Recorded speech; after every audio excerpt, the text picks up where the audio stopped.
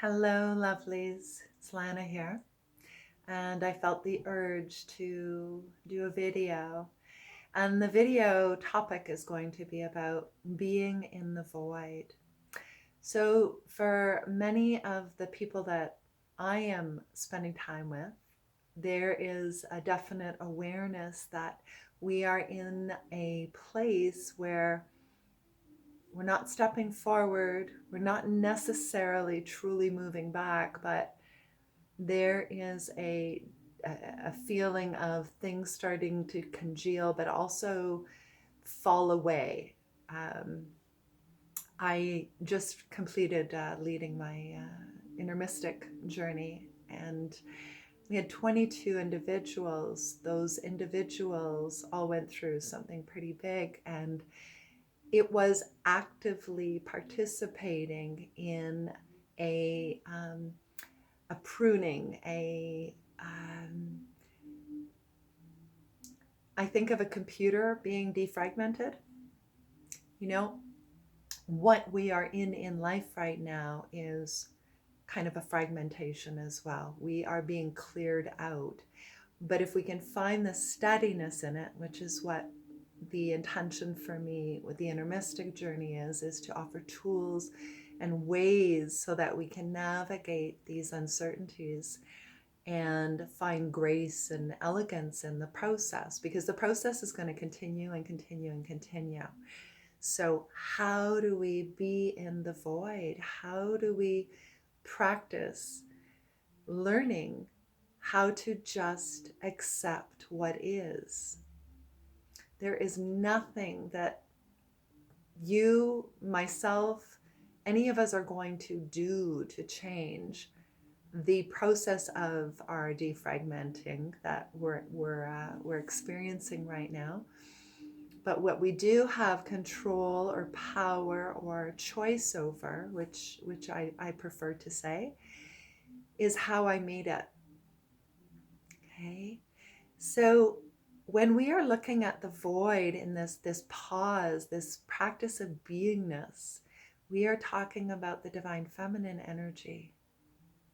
Can you receive what is coming at you with a deep breath, a steadiness, a grace?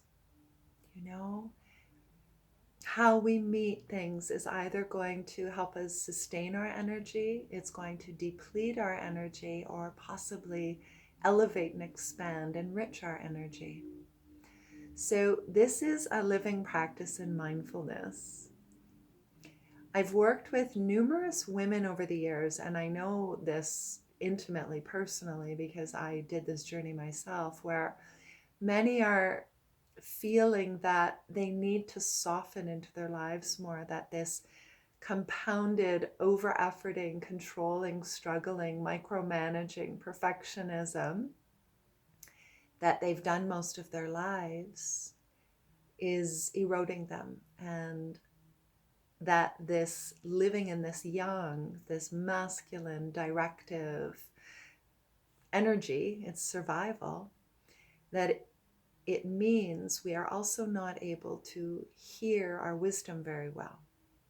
We react versus pausing, reflecting, responding.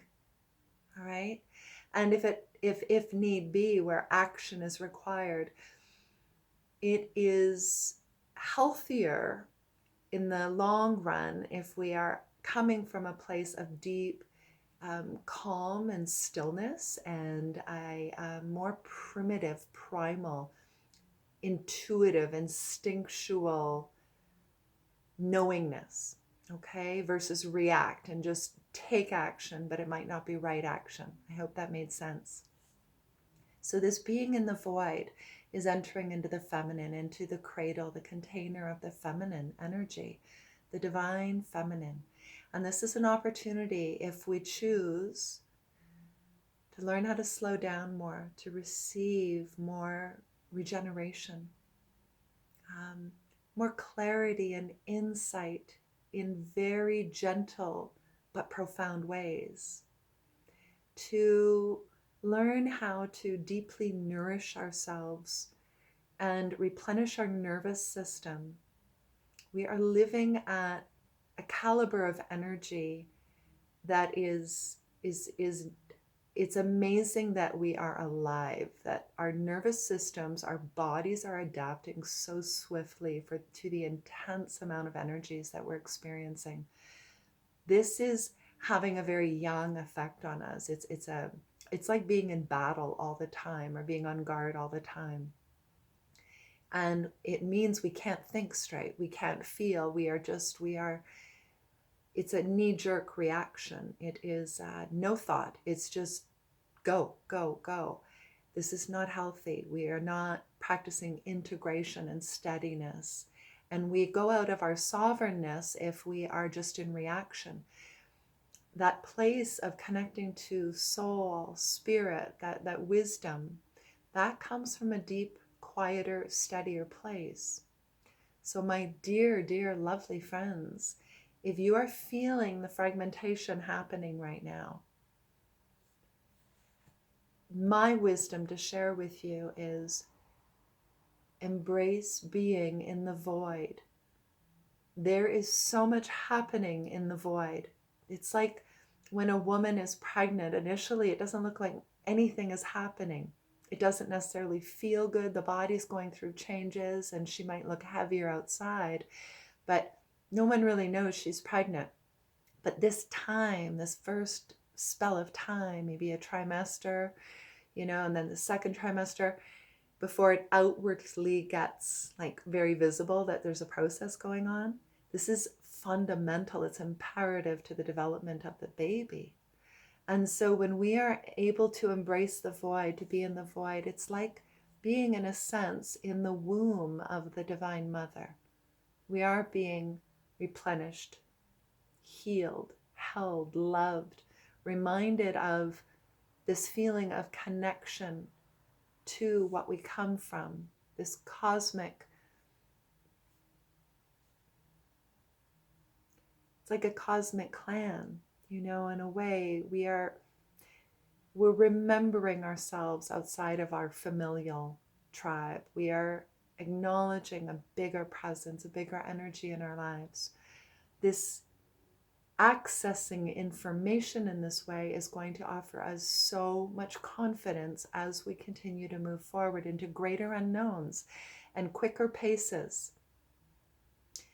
This ascension journey is a really big deal, and it's a difficult journey. This is a very courageous, brave journey, and we can't meet it like we are in battle. You are so much the warrior. You wouldn't be awakened. You wouldn't be ascending if you weren't very brave. But there cannot be the resistance. We need to choose and accept this journey of ascension and transformation. And the receptive energy is the feminine energy. We build that resiliency within us, within our hearts, that vulnerability, that courage, the faith, the resolve, and we will be met by life in a much kinder way. And this journey gets gentler. But it begins with tuning in to that beautiful aspect of the feminine within you,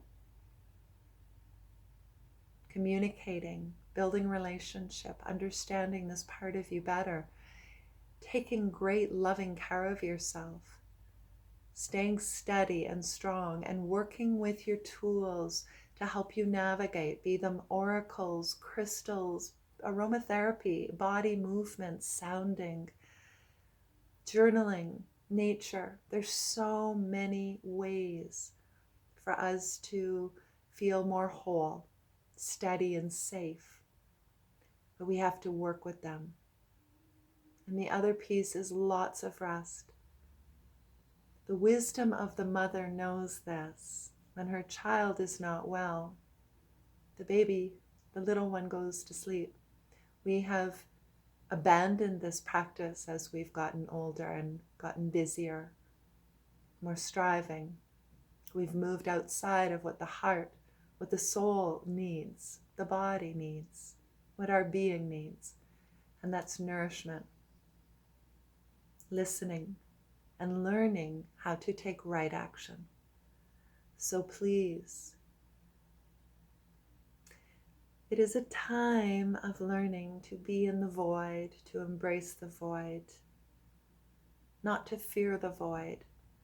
And if you need help navigating the emotions that are coming up in this void, in this quietude, then seek those that can help you navigate these waters, these wisdom waters. I'm right there in it with you, and I am offering Ayurvedic self-care workshop, and it's on balancing Vata. So as our climate changes here in Northern Ontario and autumn starts to really settle in and the wind starts to pick up and things are getting drier, more spun, we go into the air and ether qualities of the elements, and that's going to have an impact on us. Our minds are going to get a bit more busy. Sleep is going to be more disturbed. Our nervous system is going to get more activated. We are going to feel less steady and grounded, less calm. There will be more fear, more anxiety. But planetarily, cosmically, this is also the influence that we're under. So I personally feel that we are in extraordinary, challenging times right now. This juncture is going to be a big deal. And if it's through me, if it's working in a group setting with me, maybe in this Vata workshop or something else I'm doing, or one-on-one personally, this is what is required right now to help you to stay solid in what is going on around you, within you. Okay? Above, below, front, back, left, right. It is all around. I've personally put some steps in place to work with somebody who's quite special in what they offer, because I need some more perspective as well. So I am recommending this, or these tools or ideas or concepts, or sharing with you because I'm right there in it with you.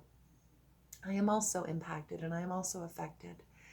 And so I offer you my support. I offer you my respect for this journey that you are choosing.